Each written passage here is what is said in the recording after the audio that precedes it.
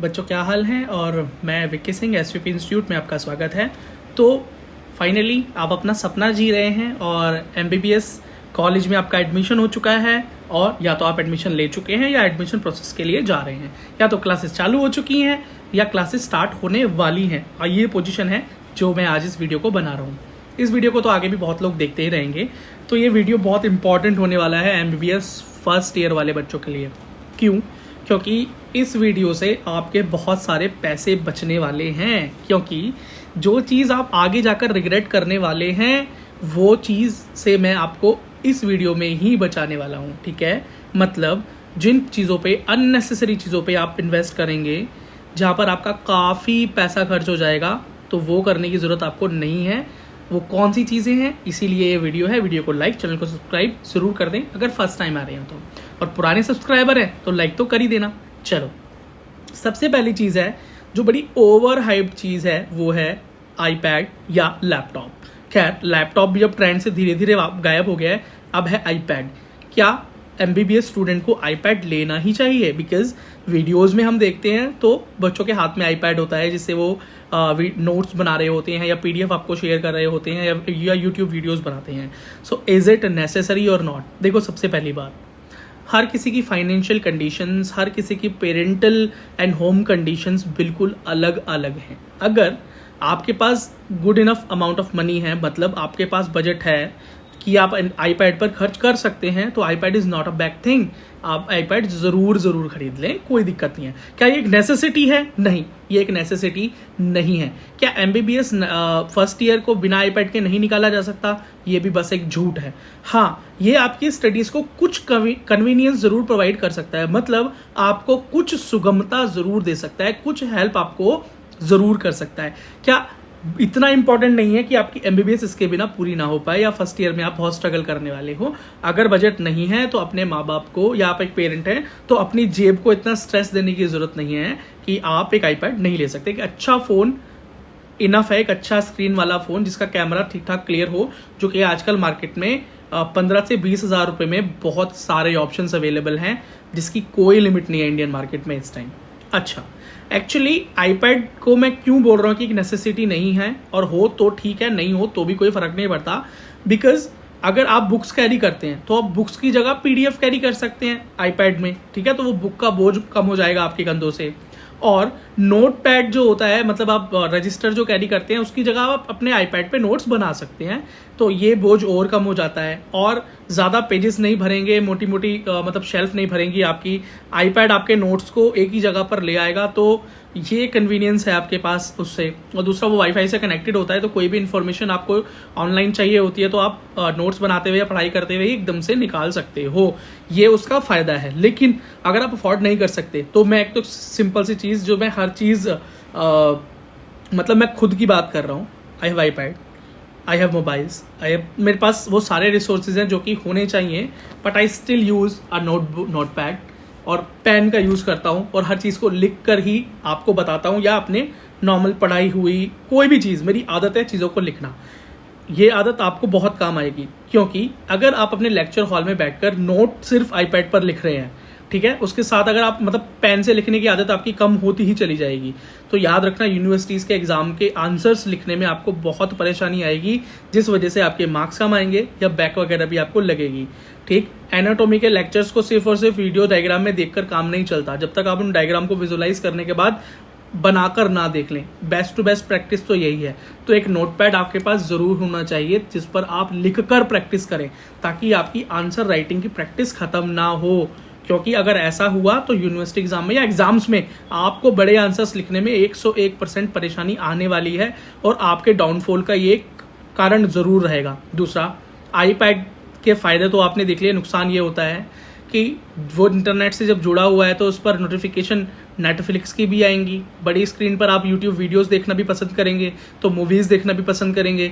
उस बड़ी स्क्रीन पर जब इंस्टाग्राम के नोटिफिकेशंस आएंगी तो आप उसको अनलिमिटेड स्क्रॉल भी करोगे। तो आपका जो टाइम है, स्क्रीन टाइम है, एक तो फ़ोन आपके पास है, वो तो है ही, साथ में एक और स्क्रीन आपके पास हो जाएगी, तो आपका टाइम ऑफ मैं बोलूँगा आप जितना ज़्यादा अपने समय को बर्बाद कर पाएंगे एक आईपैड की मदद से, वो बुक्स नहीं कर पाएंगी। बिकॉज जब आप बुक खोल कर बैठते हैं तो आप सिर्फ बुक्स को पढ़ते हैं। अगर अपना फ़ोन साइलेंट मोड पे लगाकर आप साइड लगा देते हैं और सिर्फ बुक्स में आप फोकस करते हैं, तो आईपैड से ज़्यादा कन्वीनियंट मुझे किताबें लगती हैं। बिकॉज अब जब किताबें पढ़ते हैं तो पढ़ने की आदत आपकी बरकरार रहती है, और लंबे टाइम तक स्क्रीन को देखकर जो स्ट्रेस आपकी आंखों में होता है वो बुक से आपको नहीं होता है। दूसरा, बुक से पढ़कर जब आप हाईलाइट कर कर चीज़ों को समझते हैं और लिखते हैं तो एक तो डिस्ट्रैक्शन नहीं है, बुक आपके सामने, कंटेंट आपके सामने, आप उसे समझने वाले, एनालाइज करने वाले हैं, ठीक है। और अगर आपको कोई हेल्प चाहिए तो फ़ोन है आपके पास, वो इन्फॉर्मेशन आपको फ़ोन में दिखाई दे सकती है। आप ये वीडियो मेरी फ़ोन में देख रहे हैं, मे बी आप आईपैड में भी देख रहे हो, पर ज़्यादातर लोग इसे फ़ोन में देखने वाले हैं, तो मुझे नहीं लगता कि मेरी इन्फॉर्मेशन आप तक पहुँचने में कोई भी परेशानी आपको हो रही है। तो आईपैड इज़ नॉट मतलब नेसेसरी नहीं है, दैट इज़ इट। ले सकते हो तो ले लो, लेकिन उसके साथ साथ लिखने की आदत को मत छोड़ना, बात खत्म हो गई। और अपने डिस्ट्रैक्शन, मतलब अपने जो सोशल मीडिया का एडिक्शन है उसको कम से कम रखना, तो ये ऐप्स वगैरह कम से कम डालकर रखना नोट अपने आईपैड में। और खैर बाकी वो तो है ही ना, 2 कान दिए हैं तो इधर से सुनना इधर से निकालने वाली बात है, तो जो भी होगा वो करना तो आपको ही इन दी एंड, ठीक है। अब नेक्स्ट बात करते हैं, एप्रन या वाइट कोट जिसे बोलते हैं, तो इसे बाहर से खरीदने की ज़रूरत नहीं है, तुरंत खरीद मत लेना कॉलेज जाने से पहले।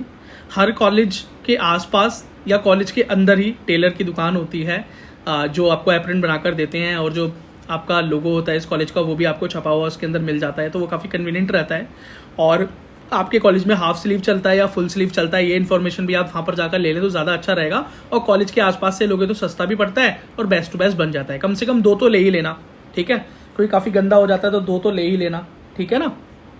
कई कॉलेज के अंदर तो भाई नेसेसरी है कि पहनना ही पड़ेगा, और कई कॉलेज के अंदर तो सिर्फ पोस्टिंग वगैरह पे चलता है, तो लेना तो पड़ेगा इन दी एंड, चाहे कंपलसरी है हर टाइम या हर टाइम नहीं, ठीक है। कई जगह पर फुल स्लीव चलता है, कहीं पर हाफ स्लीव भी चल जाता है, तो वो अब कॉलेज जाके पता चलेगा। लेने में जल्दी मत करना। फिर उसके बाद बड़ी इंपॉर्टेंट चीज़ है बुक्स। बहुत जल्दी नहीं करनी बुक्स लेने में कि आपने यूट्यूब वीडियोज़ देख ली, इवन मेरी वीडियोज़ देखने के बाद भी आपको जाकर सिर्फ बुक्स पर धावा नहीं बोल देना है। क्यों? क्योंकि यहाँ पर कोई फिक्स सिलेबस तो है नहीं, कोई एनसीईआरटी की फिक्स बुक्स तो है नहीं, जैसे कि आपकी 11th में थी, 12th में थी, 10th में थी, कि एग्जैक्टली ये बुक्स हैं आप जाकर खरीद लो एनसीईआरटी एंड देन आपकी पढ़ाई स्टार्ट हो जाएगी। कोई फिक्स बुक नहीं है, डिफरेंट बुक्स हैं, डिफरेंट ऑथर्स हैं, इंडियन है, फॉरेन है, तो आपकी मर्जी है आप किस तरह की बुक्स लेते हो। तो लेकिन अभी शुरुआत में एकदम से रश मत करना, क्योंकि आप जल्दबाजी के चक्कर में बेकार किताबें खरीद लोगे। मतलब बेकार से मेरा मतलब है, बेकार तो कोई किताब नहीं होती, इसका मतलब वो किताब खरीद लोगे जो आपके लिए कन्वीनियंट नहीं रहेगी, आप ठीक से उसे नहीं समझ पाएंगे, या उस बुक का जो कंटेंट है वो आपके लेवल पे नहीं आ पाएगा, तो आप उसे कंज्यूम करने में दिक्कत महसूस करेंगे, ठीक है ना। तो इस वजह से बुक्स को बिल्कुल आराम से नहीं लेना है, सबकी सजेशन लेते हुए। और जब आप क्लास में जाओ तो देखो साइड वाले ने कौन सी बुक लिया है, साइड वाले ने कौन सी बुक लिया, आगे पीछे सीनियर्स क्या बोलते हैं, उन सबको सुनना है। देखो हर कोई रिकमेंड करेगा, आपके टीचर्स भी रिकमेंड करेंगे आपको, लेकिन एकदम से रिकमेंडेशन पे भागते हुए नहीं जाना है। यस नो करते रहना, सुनना है, समझना है, देन एक बुक को एनालाइज करके उस बुक को खरीद लेना है, फिर खरीदना है, ठीक। अगर वो सेकंड हैंड मिल जाती है तो सेकंड हैंड ले लो, सीनियर दे देता है सीनियर से ले लो, लाइब्रेरी में मिल जाती है लाइब्रेरी से ले लो, ज़्यादा इन्वेस्टमेंट करने की ज़रूरत नहीं है। अगली चीज़ क्या हो गई, डाइसेक्शन किट 1000 रुपये के अंदर आती है, खरीद लेना, खरीदनी पड़ती है ये तो, ठीक है। और बेटा मास्क और ग्लव्स वगैरह है वो ले लेना, वो तो आराम से आपको किसी भी मेडिकल स्टोर पे मिल जाएंगे, वो ज़्यादा कॉस्टली नहीं होते। और तो उसका तो एक डब्बा ही लेके रख लेना, ठीक है, ज़्यादा महंगा पड़ता नहीं, उसका एक बॉक्स ही लेके रख लेना।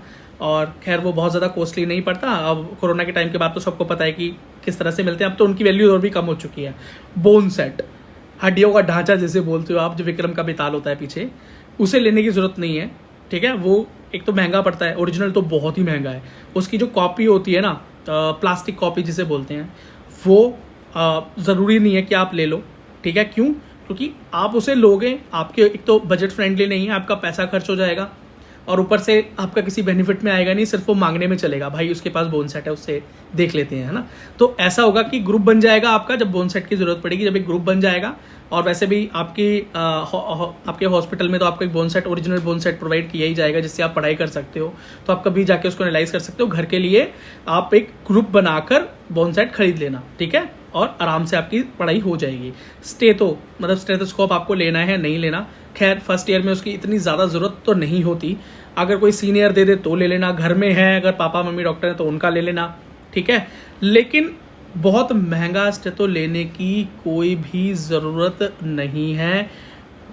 बाज़ार में सबसे नॉर्मल 200-250 रुपये में, 500 रुपये में जो मिलता हो वो ले लेना। लिटमैन को लेकर बहुत ज़्यादा शो ऑफ करने की ज़रूरत नहीं है, बिकॉज फर्स्ट ईयर में उसकी कोई भी ज़रूरत नहीं होती। एक नॉर्मल क्वालिटी का भी लोगे तो आपकी MBBS पूरी निकलवा देगा वो, ठीक है। चलो अब हुई बात, इसके बाद बात करते हैं ऐप्स। कुछ ऐप्स होती है ना पढ़ाई की, जैसे एनाटॉमी के लेक्चर के लिए और इन सारी चीज़ों के लिए ऐप्स होती हैं।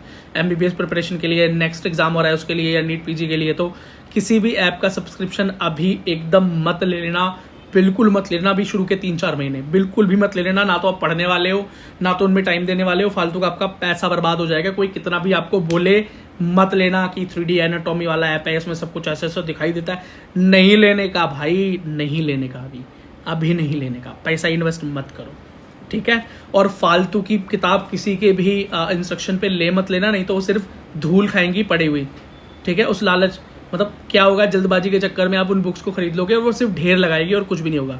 बुक सजेशन के लिए एक वीडियो ऑलरेडी डाल रखा है, उसको देख लेना, ठीक है।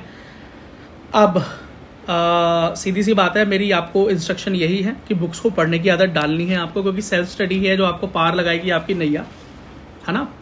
और बहुत ज़्यादा दूसरों के नोट्स पर डिपेंड मत रहना, क्योंकि वो कैसे लिखते हैं, आप कैसा आप समझते हैं, बहुत दिक्कत हो जाएगी आपको।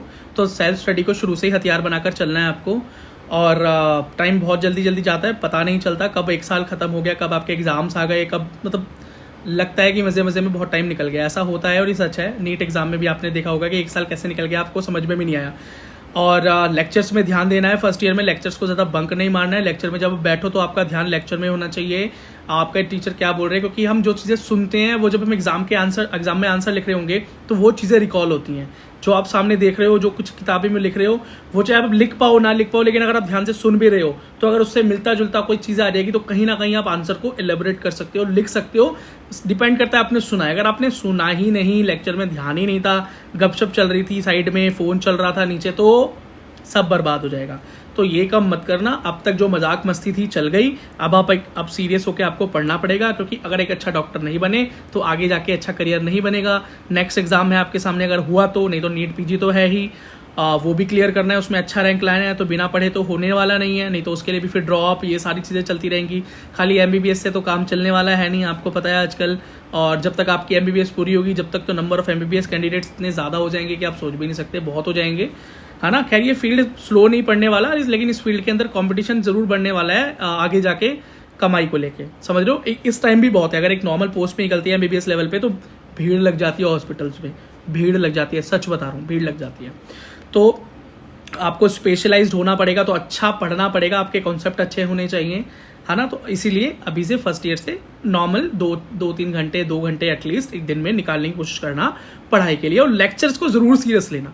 मुझे पता है कई जो लेक्चर होते हैं वो बोरिंग होंगे, समझ नहीं आएंगे, लेकिन फिर भी कोशिश करना, कुछ फोकस करने की, सुनने की कोशिश तो मत करना। एटलीस्ट फोन में मत घुस जाना, बस ये बोल रहा हूँ मैं आपको, ठीक है। और ये बंक वंक और शुरू में इतना ज़्यादा फन, ये सब चक्कर में लगना, लेकिन इतना मत लग जाना कि पढ़ाई से दूर हो जाओ। नहीं तो फर्स्ट ईयर का जो बेस खराब हो गया ना, तो आगे की कहानी खराब हो जाएगी। और नीट PG का एग्जाम देते हुए या नेक्स्ट एग्जाम देते हुए तुम इस चीज़ को रिग्रेट करोगे, क्योंकि यही चीज़ें आपको आगे जाकर पटक देंगे उल्टा, ठीक है। So thank you so very much. अगर ये वीडियो आपको कहीं भी अब हेल्पफुल लगा हो, आपके कुछ पैसे इस वीडियो की वजह से बच जाएं, तो इस वीडियो को लाइक, चैनल को सब्सक्राइब कर दें। अगर मुझसे जुड़ना चाहते हैं, पर्सनली कुछ पूछना चाहते हैं, तो मेरा इंस्टाग्राम हैंडल विक्की सिंह इस वीडियो के डिस्क्रिप्शन में है। और आप इस SVP इंस्टीट्यूट को ऑन सोशल मीडिया भी ज्वाइन कर सकते हैं, क्योंकि मैं वहाँ भी लाइव आता रहता हूँ। जो बातें हम यूट्यूब पर नहीं कर सकते बिकॉज ऑफ, आपको पता है यहाँ बहुत रिस्ट्रिक्शंस हैं, वो चीज़ें हम ऑनलाइन मतलब दूसरे प्लेटफॉर्म्स पर कर सकते हैं लाइव आते हुए। जैसे टेलीग्राम पर, वहाँ तो 2 वे कन्वर्सेशन होता है, मैं बोलता हूँ, आप भी बोल सकते हो, ठीक है। Thank you so very much. मिलता हूँ अगली वीडियो में।